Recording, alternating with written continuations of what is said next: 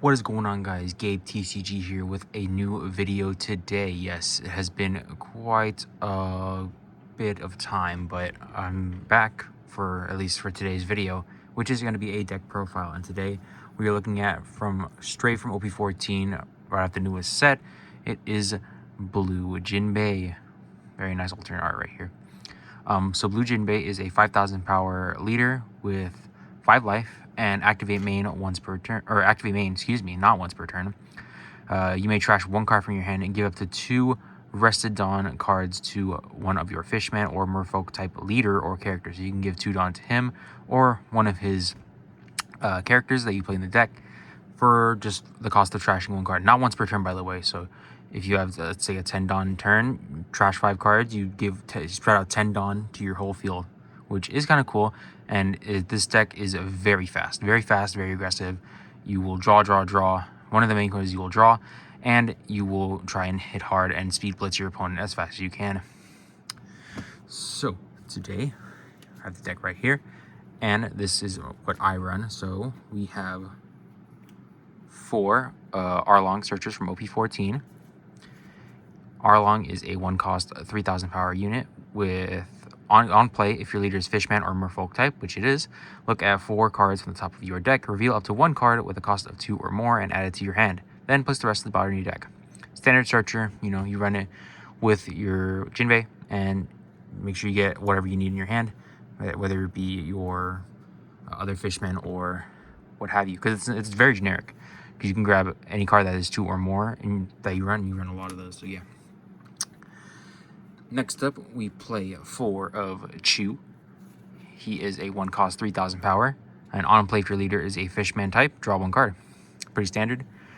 But yeah, 3,000 power, 1 cost. I mean, very good early game stuff. And even if you use your leader ability, they can get up to 5k and hit most other leaders, not counting like stuff like Red Blue Ace or Blue Purple Luffy and stuff like that are 6k base power. Anyway, moving on. For the rest of the 1 costs, we play 3 Hachan. He is 1 cost 3,000 power and Dawn 2, so you must have at least 2 Dawn on this character to activate his ability, which is on KO, draw 1 card. Pretty good, standard beater, and if he dies, you draw a card. Not bad at all. Not bad one bit. Next, starting off the 2 costs, we play 4 of the Koala. 2 cost 0 power, 2,000 counter. And she has activate main. You may trash this character and up to 1 of your Fishman or Merfolk type characters or leaders gain 2,000 power during this turn. Good for buffing. Another option to do if you want, but mainly use her as a 2k counter just to have in your hand for protection and stuff like that.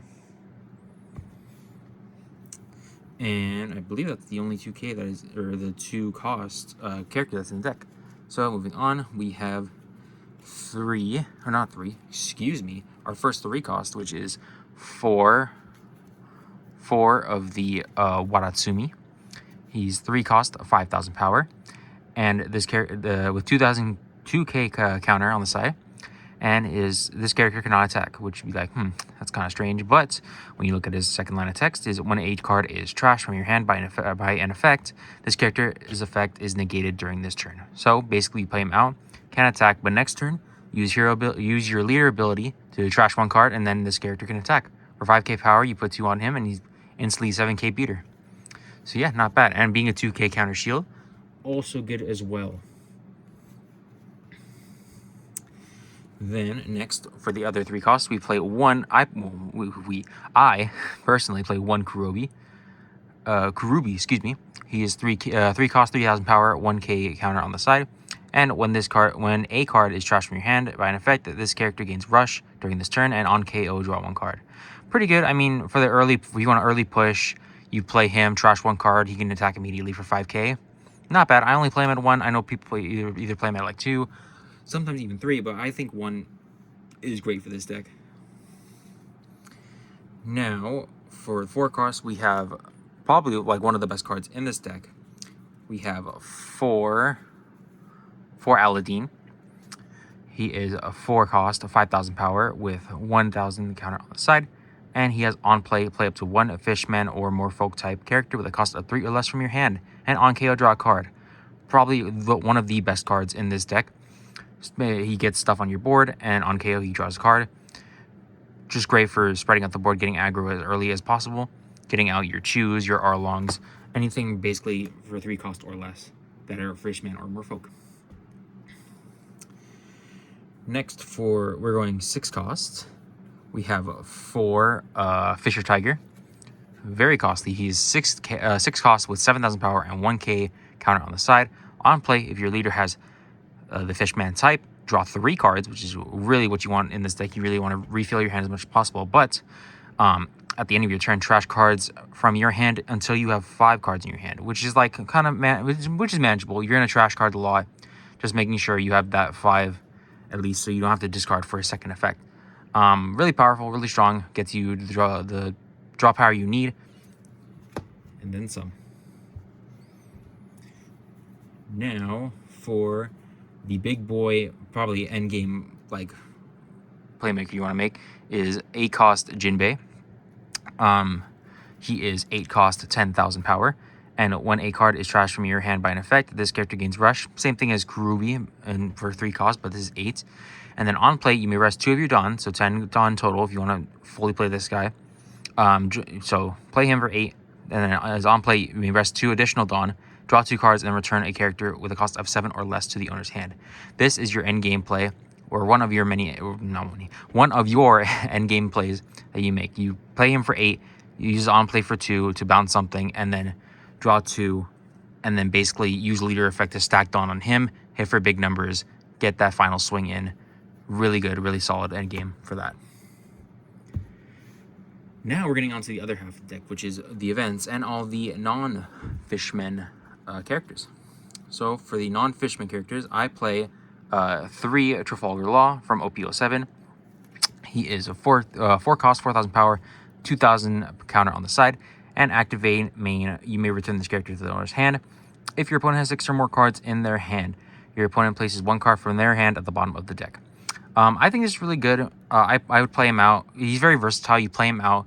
You can either use him to swing for 4k at like other units, or if say your opponent's getting a bit greedy, you bounce him to the hand and rip out 1 card, and then he's a 2k counter in hand. So again, very versatile. I think 4 might be too much. I think 3 is perfect for me, at least in this deck. But if some people don't even run him at all, but that's just them. Now, the other 4 cost that we play is another Trafalgar Law, but this one's a little different. He is the 4 cost Trafalgar Law from Starter Deck 17. He is 4 cost, 5,000 power, and a 1k counter on the side, with an on play of return one of your characters to your owner's hand if your leader has the 7 Warlords of the Sea type, which our Jinbe does. Return up to 1 character with a cost of 4 or less to the owner's hand. So great for both you to bounce something to your hand and bounce something to your opponent's hand too. Kind of like a mini Jozu, which we'll get into later. But yeah, just another benefit for having Warlords of the Sea. And he's also a counter, so he's not a total brick in the hand either. And for 5k, still hits most leaders with just no Dawn on them at all. Next, we play Pudding at 4 cost, 4k counter, 4,000 power, 1k counter on the side. On play, your opponent returns all cards into their hand to their deck, and then the opponent draws 5 cards. It's blue. We play Pudding. Not much really to say there. If you're playing any kind of blue, you run at least 2 Puddings. Sometimes 1, and I see some decks even play 0, but anyway, just for that safety, we play Pudding. Next, I mentioned him earlier. We're playing Jozu, 2 Jozu for 6 cost, 7,000 power, 1k counter, and on play, you may return 1 of your characters other than himself to the owner's hand, and return up to 1 character with cost of 6 or less. Kind of the same as Law from before, but he can bounce 6 or less, and Law bounces 4 or less, 4 cost or less. He bounces 6 cost or less. Very good. I mean, 2 is good enough. I think in this deck, you'll see why in a minute. Next, we are going to head on to the events. I play one of Please Take Me With You. I can be great help to you. It's a 1 cost event, and main if your leader is Jinbe. If you have 2 or less cards in your hand, draw 2 cards. Pretty cool for 1. I mean, it'll help you with more card draw, but it also has a trigger of return up to one character with cost of 4 less to the owner's hand. Pretty versatile. I mean, for the trigger itself, it's not too bad. And for one Dawn, if your hand is really low and you need that little extra card draw, for one Dawn you get draw 2 cards. I mean, it's not the worst, but it definitely helps. Next, and I know this might be a little overkill, but we are playing. I am playing 4 of the Perfume Femur from OP07. Very new card, very popular card for both Jinbe and mainly for Blue Yellow Boa. But it is basically 2 Dawn. Select up to one of your 7 warlords of the sea type leader or character cards that card gains 2k power this turn. Then the selected card during this turn basically cannot be blocked, and triggers will draw 1 card. So basically, this helps us buff up our leader, our AK cost Jinbe, and our laws. Basically, that help hit for either our leaders or our opponent leaders, excuse me. So both 4 cost laws can get up to 6k and 7k power, and they can be blocked, which is pretty good. And if it's in your life and you trigger it, you get to draw a free card. I mean, really good. I'd like to play 4, but I know I'm not, because I'm not gonna play Blue Yellow Boa. But I just stacked all this in Jinbe, so that way it could help me a little bit with both draw power and just power in general. Finally, for my last 2 cards, I played 2 of Gravity Blade Raging Tiger. It is a 7 cost event with main placed up to 2 characters with cost of 6 or less at the bottom of the owner's deck in any order. I think it's really good. I mean, you could probably switch these out with 2 more Jozu and then just not play this at all. But I like to just have the little versatile thing. And then the trigger as well is to place up to characters with the cost of 5 or less at the bottom of the owner's deck. I mean, this helps in trigger wise. I mean, like I said, you can play this, you can't play that, you could not. You could just cut this out and put 2 more Joes in. That's also an option, but I just like to play it to have this other option of the trigger in the life as well. So yeah, that is Jinbe. I want to show you at least one probably good starting hand that you'd probably want.